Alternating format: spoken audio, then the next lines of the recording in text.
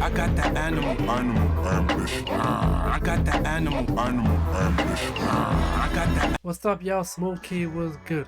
In this video, I'm gonna be watching. There's a big problem with the WWE Royal Rumble by WrestleLamia.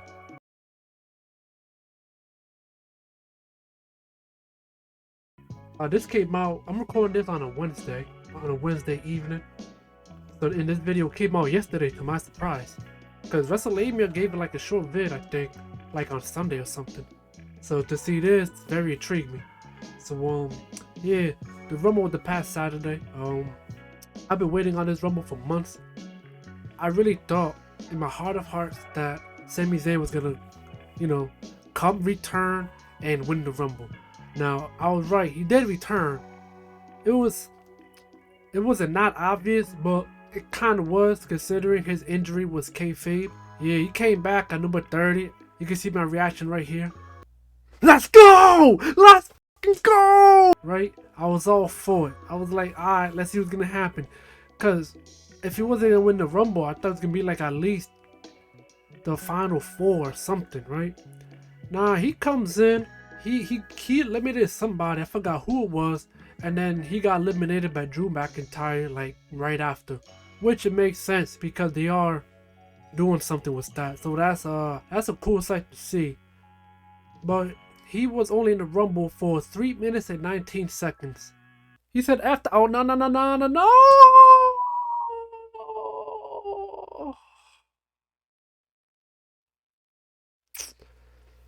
Dang. And that was my reaction. That got me. Yeah, I was tight. After that, I just stopped caring about the Rumble, bro, cause it was nonsense, bro. Like, you have a bona fide story right there, bro. Sami Zayn versus Roman Reigns. Again, I'm not being a Sami Zayn mark. It just makes sense in hindsight. It just makes sense, bro. Better than Cody Rhodes finishing the story, whatever the hell that means. Because in that case, it's just him trying to win the championship, not Roman Reigns himself. But, after what happened last year, he wanted to be Roman Reigns. It's only human nature, go for revenge. Cody Rhodes wins back-to-back Rumble. I wasn't a fan of that. CM Punk and Cody Rhodes the final 2. Oh my god, this. You tell me the last 2 is gonna come down to these motherfuckers? This is stupid, bro. Yo, that's exactly how I was feeling, bro. I'm like, those 2 just duking it out, bro. I didn't give us. Like, I didn't care much after Sami got eliminated. But seeing that final 2, I said, nah. Because they cut a promo the previous Monday, right? And CM Punk or Cody Rhodes was like, if it comes down to the final 2, man, all that friend stuff going out the window, yada, yada, yada. Fair enough, is those 2 being the last 2 of the match, I'm just like, man, whatever, bro. I didn't care. CM Punk got injured in that process. Well, he got injured beforehand by Drew McIntyre. Accidentally, of course. But being pro wrestling, they're gonna add that to the script, so that's cool. It was Drew McIntyre did a fusion shock DDT, and then he was still able to perform. But CM Punk that tricep injury though, to his age, at 45. Yeah, it just wasn't happening, bro. Cody Rhodes won it. I seen recently CM Punk was supposed to win it, but I think that I only seen it from one account. I didn't see it from like any news outlet, so I don't know if that's how it's supposed to be. Yeah, either one of those guys win. If even CM Punk won, I still wouldn't give a damn. Like, come on, the dude just came back. He haven't done anything on TV with WWE for the past 10 years. He did a thing in AEW. He got in trouble twice. Suspended the first time. Got let go the second time. And watching the final 2, I understand the reasoning because those are your 2 highest drawing cards right there, CM Punk and Cody Rhodes. Cody Rhodes, he didn't do much compared to others, but he still did more. After losing Roman Reigns last year, he was in a feud with Brock Lesnar. He beat him 2 out of 3 times. He won 1. It was a surprise victory the way he beat him. It was like, I think it was like a roll. It wasn't a roll up, but he caught him by surprise 1, 2, 3. So that was dope. He lost to the second one against Brock, and United Champion, like the following month, I think it was. And like a few months later, it was finally a rubber match at SummerSlam. Cody Rhodes won that. Brock Lesnar unscriptedly shook his hand, so that was cool. He feuded against the Judgment Day. He notably had a match against Dominic Mysterio as well at Money in the Bank, so that's cool. He was also a part of a team with Seth Rollins, a returning Randy Orton and company against the Judgment Day, yeah, at the War Games. And then at that night, CM Punk made his remarkable return. It was a huge surprise. I liked it. I asked it. I mean, now I think about it, he did put in a lot of work the past year, so that was cool. But Sami Zayn would have been much harder posed to win the Rumble than Cody Rhodes. You know, going back to back, like, and what gets me tight is it was kind of written on the wall in terms of Cody winning the Rumble, because they were talking about, like, you know, they, like, every year I guess they do that. They have a promo talking about the history of the Rumble, and the narrator constantly saying every time there haven't been a back-to-back Royal Rumble winner in 26 years. Can Cody Rhodes be the one to finally break the drought? Blah blah blah. I was like, oh man, don't tell me this is gonna be it. So yeah, there was that. Any other year, I would have been fine with saying, I ain't gonna hold you. That you know, he came in at number 15 and then did his thing.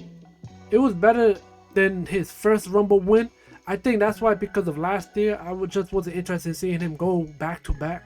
Because last year or 2 years ago or something, 2022, he ain't do much. He had a few with Seth Rollins, and then he got injured. His last match was against Seth. I think the pay-per-view itself was Hell in a Cell, because the match was in Hell in a Cell. And then he missed several months of action, like 4 months or something. And as we made his grand return at the Rumble, coming at number 30 and then won it all. That was, you know, him and Gunther though, that was pretty dope. Speaking of Gunther, he was the second or last person eliminated, being that last 3. So that was cool. And on Saturday. Yeah, another notable note, you know, Brock Lesnar didn't make an appearance. He pulled himself out of that event and future upcoming dates as well, including the Elimination Chamber PLE, because of allegation he had with involving Vince McMahon, who was once again in the news for, I guess, sexual assault, doing it with his employee, even though she really didn't want to, but it was, she did it for the sake of the job. You know, Vince McMahon just pretty much took advantage of her circumstance and was just doing it. I'll talk about that in a separate vid. And Brock Lesnar happened to be caught up in that. They didn't say his name specifically, but they mentioned like UFC former heavyweight champion, something along the line like that. That is currently a WWE superstar. Middle of a negotiation. Not too long ago, a couple years ago or something. You know, he's the only one that fit that description. So yeah, that happened. He was replaced. A lot of people assume it was Pat McAfee that took his place, but because how awkward things looked. But I was just some kind of gag or something. It was Braun Breaker that reportedly replaced Brock Lesnar, which make perfect sense. They had like the same build kind of. I think Braun is shorter, but he is huge in terms of his mass. Big, strong dude, agile. He got the it factor. Seen him perform many times on NXT. He's a good performer. It was reported that he may go to the main roster. They dropped a hit on Raw with Nick Aldis and Adam Pearce, who Pearce was signing a returning Andrade, who came back to the Royal Rumble as well at number 5, I think it was. So that was cool. He received a big reaction from the crowd. Nick Aldis, after being told by Adam Pearce, Nick Aldis said he'll talk to Braun Breaker for SmackDown. I was like, alright, that's cool. He's currently right now after making the video part of the Dusty Road Classic. Him and Baron Corbin, I think, advanced to the finals to face Carmelo Hayes, who also made his Royal Rumble debut. My bad, he was number 5. Andrade came before him at number 4. So yeah, Carmelo, he was in there for like 17 minutes, so that was cool. Oh, it was cool. Oh, Mas, you know, that a lot of people I assume forgot about. He was in the Rumble. It was nothing special there, you know. Show a 7-3 frame and stuff. You probably do a lot of house shows and probably maybe dark matches. I'm not sure about dark matches, but I figured that's a lot of house shows. Bottom line, you know, I was disappointed with the result. The match itself was okay. The woman match was much better. I like how the men started off because number one with Jey Uso, right? Number one, it comes to anticipation. And remember, this is before me disappointed of Sami Zayn. So I'm already in there like exciting, like I bet who's gonna be number two. And you know, you hear that funky little intro of Jimmy Uso. Funky in a good way, not a bad way. I like his theme, it's cool. The sounds play, everybody was like, oh, I was like, alright, we started this hot, I bet.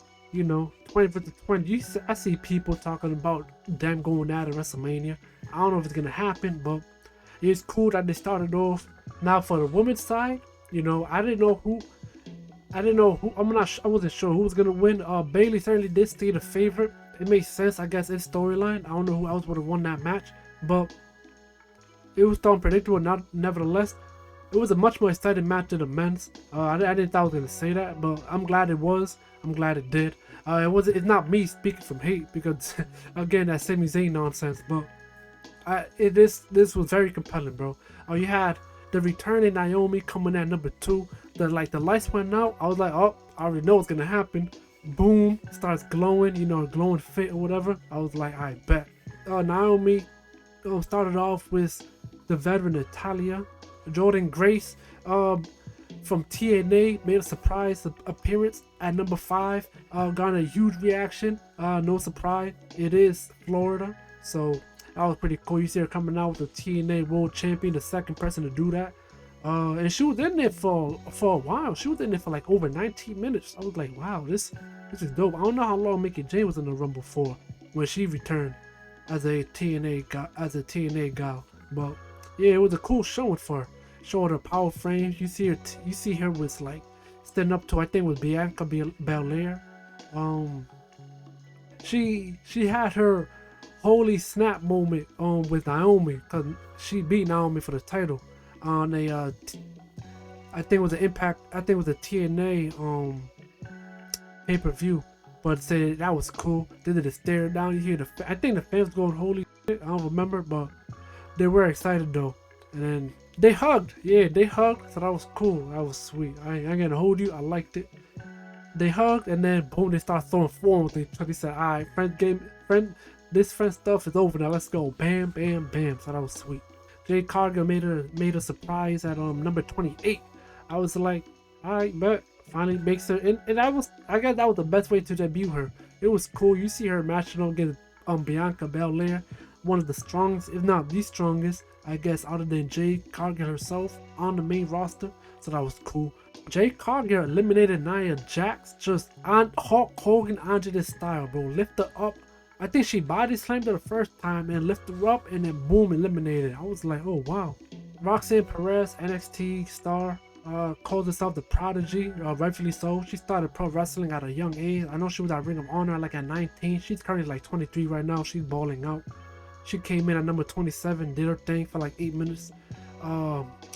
Tiffany Stratton as well. Also, she trained with Mr. Kennedy not too long ago. She's also NXT star, former NXT Women Champion, came in at number 29.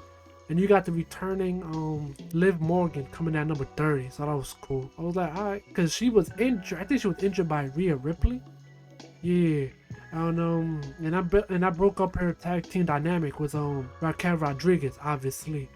Since she's injured. And I think about it, I really think Raquel was in that match. I think she's also injured, Raquel Rodriguez. I don't know if it's kayfabe or what. By the hands of Rhea Ripley, I know she, that's his storyline. But I don't know if she was injured beforehand to get off TV with that scripted angle or what. But yeah. A notable spot, Bianca Belair eliminated Jordan Grace as they were both on the apron. And Bianca just KO'd her. Boom, out. I was like, alright, that's kind of hot. No pun intended. Bailey lastly got eliminated by She last eliminated Morgan to win the Rumble. I think Morgan eliminated Cargill, so that was dope to see. I would like to see Liv Morgan succeed, bro. You know, I don't like her to be looked at as a weak individual, as a weak wrestler. She had the championship that one time, the woman championship. She won it by Money in the Bank. But it's cool to if she was able to elevate to that status again, or at least like a main eventer. They gotta utilize women better overall. Well, and that was the one way and that's how you showcase talent, bro, in the women division. That Royal Rumble match was pretty lit, no cap. Fatal 4-way match, Roman Reigns retained. You know what time it was, bro. It was a good showing though. It was a good showing on all four guys in that match. Roman Reigns received the finisher from all three individuals. I was hoping it was gonna happen after seeing somebody, I forgot who it was, but somebody pulled their finisher on him first, and I was like, he probably gonna get all two of the finishers, and he did. He got all three finishers, so yeah. But he won. I forgot who he super punched. Maybe it was Randy Orton, but he lastly speared AJ Styles. 1, 2, 3, still champion. No interference from the bloodline, so that's cool. Cody Rhodes, when he won the Rumble, it was strongly hinted he's gonna face Roman Reigns at WrestleMania. But the following night, or 2 days later on Raw, Cody Rhodes was cutting a promo. Seth Rollins comes out, cut a promo with Cody Rhodes talking about why face that dude if you got a real champion right here. You want that dull Hulk Hogan Hollywood style champion, or you want the real deal World Heavyweight Champion right here? You know, talking about Roman Reigns with his hiatus, pretty much, and talking about how he himself had proven that he's a true champion for like the past 9 months he had that championship for, 8 months around there. I think it was like, probably like the 7 months he's been champion so far. 7 to 8. But yeah, and now Cody Rhodes was like, I'll think about it. That's all I could say, and then boom. People was confused by this promo. I don't know why. It makes sense for Seth Rollins' persona, but I guess they're just talking from a creative decision why you want to do that. I'm just here like, Seth Rollins and Cody Rhodes do have history together, so why not? And it fits in the story. Seth Rollins is a fighting champion. He defended on Raw. He had defended it on NXT before. I don't remember if he defended it on SmackDown. I don't think so. But yeah, defended it, obviously on PLE every chance he get. He defended on Survivor Series, but all the title defenses he done pretty much makes up for it. So that's cool. I would like to see Cody Rhodes face Seth Rollins. That would be pretty dope at WrestleMania. I really don't want to see Cody Rhodes face Roman Reigns. You should give that to somebody else. To me, you're just now like, I don't want to say forcing things, because it is creative. They could do what they want, but I just don't want to see that happen. Again, Elimination Chamber's coming up. I'm still optimistic. Actually, no, I'm not optimistic about I would like to see Sami Zayn go out with Roman Reigns, but he might face Drew McIntyre at WrestleMania. Rightfully so. They scored off on Raw on Monday. It was the main event. Drew McIntyre pretty much won that match by accident. Sami Zayn, he hit him with the blue thunderball. I think he kicked out, but he kicked out, yeah, but I think Drew got in the corner and Sami already had him in position. And then he came at him, boom, a luva kick, but Drew McIntyre being defensive, he had the guards up like this. He ducked a little bit, hope he wasn't gonna get hit. He dodged the luva kick, his guard position, hit Sami Zayn at the groin by accident. And I was like, man, damn. And then Sami Zayn got down, and that boom, Claymore kick, 1, 2, 3, Drew McIntyre victorious. And I was like, damn, it was a fun match. It was a good match. I didn't know what to expect, to be honest, so that was cool. Because prior to that, Drew McIntyre mentioned that Sami Zayn never beat him in a match before. I was like, sometime when somebody says something like that, the opposite would happen during the match. So I strongly thought Sami Zayn was gonna win that match, but it was cool how it all panned out nevertheless. So yeah, Elimination Chamber is gonna happen. I assume those two is gonna be in that chamber. I don't know why not. Those are your two biggest Raw superstars, no question. So again, no Brock Lesnar, so he's not gonna be at Elimination Chamber. Gunther has a visa issue. He's not gonna show up at the Elimination Chamber, unfortunately. So let's see what the show could hold. You know, I don't mind. You know, again, I watch wrestling for the wrestling. The story is just a plus. So I'm pretty much like the opposite of the fans, I guess, who's more intrigued into the story more than anything. Honorable mention: Kevin Owens versus Logan Paul at the Rumble for United States Championship. It was a cool match. I said to myself, this match is gonna end up in controversy. I don't know what's going to happen. Could be interference, and they try. It did not work. One of Logan Paul's buddy came in. I don't know who the guy it is. I don't know his name is, but you got Grayson Waller and Austin Theory coming in. He gave Logan Paul the brass knuckle that the Logan Paul partner was supposed to do. The ref wasn't paying attention, but Kevin Owens was like, nah, how was this? Boom, whacked him. He took the brass knuckle for himself. Boom, knocked him out. 1, 2, the ref stopped. He looked up. No, he looked up. He stopped. He said, hey, what's that? Boom. Disqualification. Logan Paul retains, and he wins the match. I was like, wow, bro. Because the rest started counting. I thought it was over. I looked away on my phone. That didn't know. I was like, what the hell? Like, oh, snap. So, that match, I give it an A. The creativity was there, bro. I really appreciate that. Cause I knew it was gonna end up in a controversy one way or another, and it happened. Not what I expected, so that was cool. That was cool. Another thing I would have mentioned before I finally played this video after like 20 minutes of me talking. Drew McIntyre, bro, he's the man, bro. Because now before he was an anti-hero, right? But now he's like he moves on to a heel. Because it was Jey Uso, right? Bittersweet of the whole thing with the bloodline. It made sense. Judgment Day, he did not mess with at all. He was in that match, but he didn't care for them either way. So that was cool. So that was like, give you anti-hero vibe. But you know, with the Judgment out the way, for his story at least, he have moved to more of a heel role. Because his whole thing is disappointment, right? He cannot handle the loss any longer, bro. That's why for every match he does when he wins, he does this. Yo, and I love it, bro. It's fantastic to watch, bro. He does this, bro, right?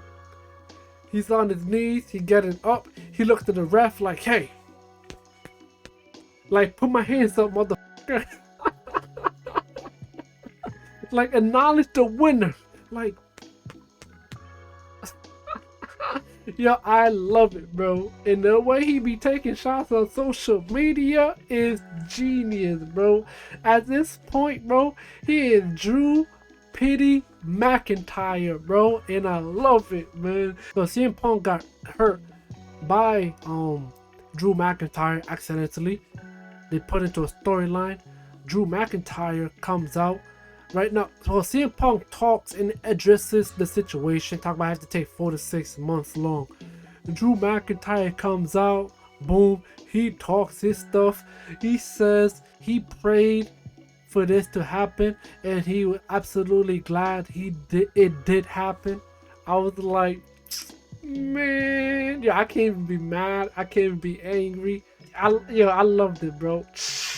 Again, it's all a story, it's nothing serious. Obviously, real life, Drew, feel bad for him. But recently, this man posted on X talking about, cause it was somebody was recording. It looked like Rhea Ripley from the mirror, but I don't know who was that recording him. Somebody. It showed Drew McIntyre like working out.